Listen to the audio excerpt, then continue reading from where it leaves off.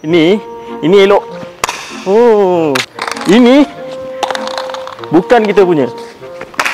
Yang ni baru kita punya. Nampak? So, ceritanya ada customer kita return barang, tapi yang kita dapat yang ni. Yang kita jual yang ni sebenarnya. Walaupun sama-sama bigu, tapi beza tau. Tengok. Yang kita punya ni dibuat daripada bahan nylon yang lebih kuat dan tahan lasak. Mesti korang akan cakap, alah sama je, janji berfungsi. Buat apa nak kuat-kuat sangat? Kena ambil kira juga tekanan air. Kalau pelampung tak tahan lasak, memang cepat rosak. Tapi korang tak perlu risau, pelampung air kita ni boleh tahan tekanan sehingga 10 bar.